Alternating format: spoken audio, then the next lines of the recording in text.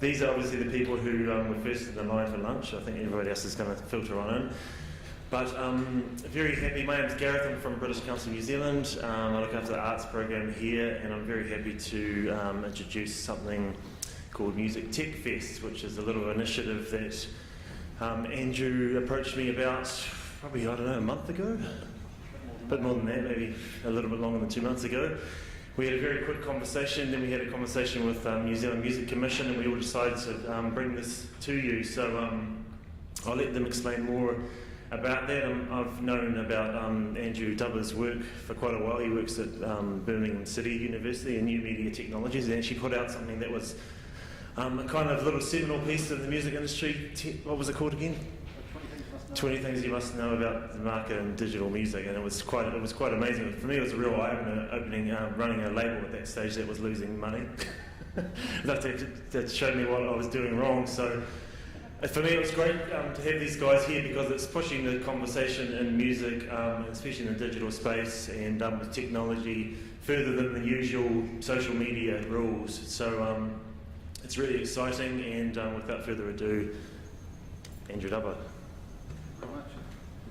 And Gareth and New Zealand Music Commission, really pleased that you were able to find the cash to bring us over, and Sans Aotearoa for hosting us.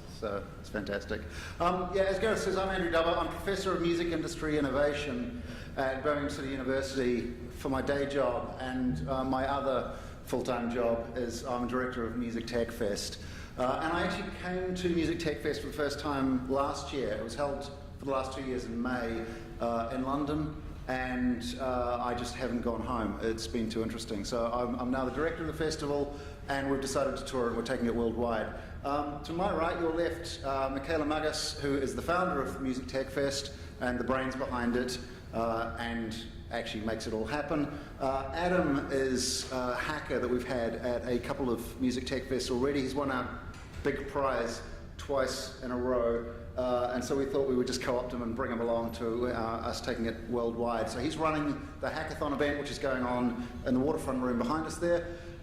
We've got Luke, who is Disasteradio, who's my favourite electronic musician from New Zealand, makes some very, very cool stuff. And it was really important to me to bring musicians on board with what we do at Music Tech Fest, because it's about technologists making things, but I want them to make things that are useful to musicians and to have them usable in real space that you can perform with or that you can actually use day to day, and make things that are more than just kind of a fun technology toy, I guess.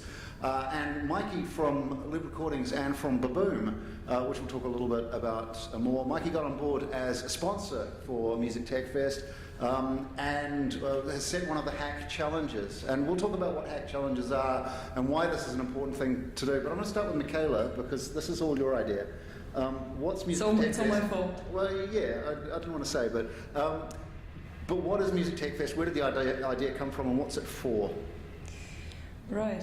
Well, we'll try not to make this story too long. I was doing PhD research in music technology, and I came into it as a creative person. My background is in design, and I got into this really hardcore technology crowd. They were doing some absolutely fantastic stuff, and I really wanted to learn what happens in that space, and then so try and merge the two, the creative thinking and the technological approach. And I found that there were some really exciting opportunities there. So basically applied for a grant from the European Commission and said, let's take this whole research space into a new direction. Let's open it up to the creative industries. Let's include musicians, performers, music making, apps. There were at that time a few interesting outfits popping up, like Shazam and SoundCloud and people like that. And I was myself developing a system for searching for music that was using just audio for you to be able to find tracks without knowing someone's name or any other information about it. So this was a very, very interesting space. And then when we launched this project with all the big tech centers in Europe, we found that basically we needed to put all these people in one room, all these fantastic brains that are coming from academia, and all the guys who are doing the startups, and then all the guys from industry, and just basically rope them in and say, guys, just come in, have a look at what's happening in this space. Because you know, these ideas should be shared and actually should be applied out there. Everybody said this is impossible. The two camps speak completely different languages. Like the guys in academia have a particular way of approaching things. They cannot speak to industry. Industry is very fast-paced and they have a different attitude, etc. But it turned out that when we created this event, which started with the idea of just doing a couple of workshops where we would unite artists and technologists and academia and industry, and it just basically, from the word go, when I went out and saw, I don't know, everybody from EMI to the BBC to everyone, I just said, guys, we need to unite people in this space. Everybody went, yeah, you're totally on, we're on board. And it just blew up. I mean, blew up to the point where we didn't have the resources to do it, we didn't have enough money, we sort of scrounged around, and everybody just chipped in, everybody just contributed in kind. We ended up with, like, in the first year, with like 54 speakers. We ended up with like phone calls from Shazam saying, can we send our VT, we want to be there. Dave Haynes from SoundCloud calling me and saying, let's do something together. Last FM doing stuff like throughout the whole festival, etc., etc. It just went on like this.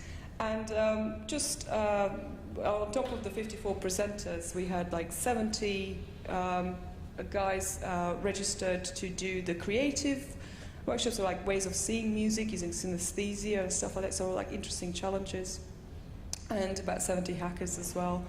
And we said, okay, we're going to hack in space. We're going to create objects that you can perform with, things you can play with, and not just be stuck to the screen all the time, because we want this to be about creating music, and not just consuming music. Well, this seems like a really good place to bring in Adam, because the one question we've had the most since we've been here is, what is hack? And it is because we're running the hackathon here. This isn't a full Music Tech Fest. Music Tech Fest has presentations, it has demonstrations, it has performances, and it has the hackathon as part of it. So we're doing a kind of a pilot, small Music Tech Fest here, but we're doing the full hackathon. But that's the question we keep getting, what do you mean hack? Yeah, well, people have asked us a couple of times, either do you mean the traditional computer hacking and they think it's some sort of illicit activity, Stealing credit cards. Yeah, or they think it's like someone who is a hack, who's like no good at anything. Whereas there's a third meaning, which is that the hackers, in this sense, could take existing things and repurpose them by taking things apart and adding new bits or kind of rewiring stuff. Or you could program something on your computer or reverse engineer something, or maybe take different kinds of streams of data and combine them. It's very, very open-ended, and it just means someone who's kind of into creating something and kind of enjoys the process of doing it and wants to come along and take part in our challenges. So the ones that we've run so far all run for 24 hours. We get set particular challenges. You have 24 hours to complete something to fit one of those challenges, and then the best categories win prizes. And so I went along to the first and second Music Tech Fests in London. And the first one was, what was it? The best augmentation of an existing musical instrument, which was EMI, their category. And so I built a bass guitar. I was quite sort of heavily disabled at the time. I was in a wheelchair because I had all this kind of nasty stuff go on, so I couldn't use foot pedals to operate my computer while playing bass guitar anymore. So I put sensors and buttons all over it and kind of got up to the front in my wheelchair with this strange looking bass guitar and played a little bit of some sort of strange music with stuff that I wouldn't have been able to do otherwise. And yeah, EMI seemed to like it and gave me some festival tickets and boxes of records and stuff, which was very nice of them. And the following year, Cisco, the networking company, set a challenge of create an entirely new musical instrument. So I made something that was sort of like a guitar again, but with an iPad on the front, and it connected wirelessly to a computer and had this huge additive synthesis engine that I coded in the 24 hours, and just like the previous year, it kind of didn't do anything until about half an hour before I had to present it. Oh yeah, and then they said they wanted to present the actual instrument to Matt Bellamy of Muse because it seemed like it would be something that was up his street. So that was pretty cool. And they gave me, gosh, they gave me another. I think I won another iPad, didn't I? And some, and and some lovely Cisco networking equipment. And sort of since I won kind of the top sort of prizes 2 years in a row. Then Michela and Andrew just sort of said, well, why don't you come with us? We're taking Music Tech Fest on tour. I've taken part in lots of hackathons, not just the Music Tech Fest ones, and so I thought I could help to coordinate them and facilitate people who maybe hadn't been to hackathons before. And gosh, suddenly here I am, like 11,000 miles from home. It's pretty cool.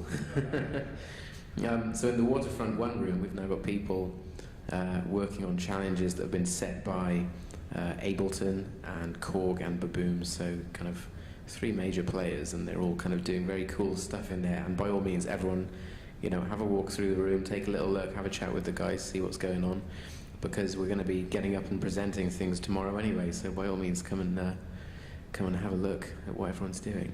Luke, you've been you were pretty much first to sign up for the hackathon, Yep.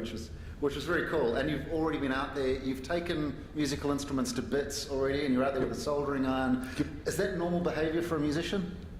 Usually I'm fixing stuff on the road that's been broken, but I was just thinking on the way in, like this kind of approach, you get this trickle down, and I was, considering something like stuff these kids are using these days with clip launch and Ableton and everything else came out of the Monome, and all this stuff is kind of, as a musician, I'm not so prone to tinkering so much with gear, but more with kind of cultural notions, pulling apart genres to see how they work and sort of squishing things together, but all through technology.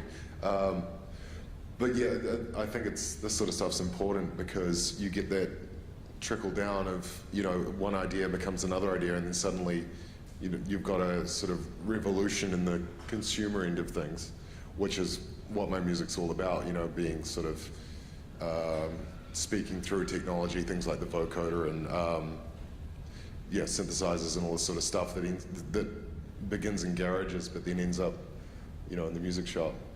So that's basically why I was so excited about, getting involved. So it's a form of expression, just as music making is, I guess. Yeah, it's part of the canon of kind of, building these tools for people to. I'll take something that someone's sort of mungled together technologically, and then I'll use that to explore something culturally, if that makes sense. Yep. Yeah.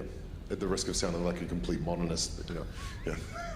No, that's cool. Mikee, you're here kind of with your sponsor's hat on. You're the guy from Baboom.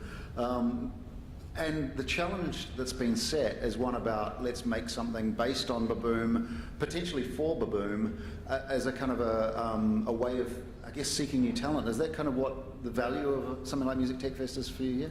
Yeah, I guess so. For those that don't know, Baboom's a new disruptive music service. It's the vision of Kim.com. And yeah, the hack challenges are a perfect way with us being heavily into our development phase to throw ideas out there that we're currently looking into to see if they can be plugged in. We're also obviously partnering with you because we're looking to hire 8 more in our team in Portugal, and hopefully we find some people through you guys. Fantastic. And you're also a record label owner, and one of your core artists is here getting involved as well. We've got Rian Sheehan. Yeah, Rian Sheehan is also here. He's a bit of a geek on Appleton Live, so he's helping out. But when we approached him and when you said that he should get involved, it was like, but I'm a musician, I don't know anything about technology, what would I do? Well, what is a hackathon? Again, what is hack?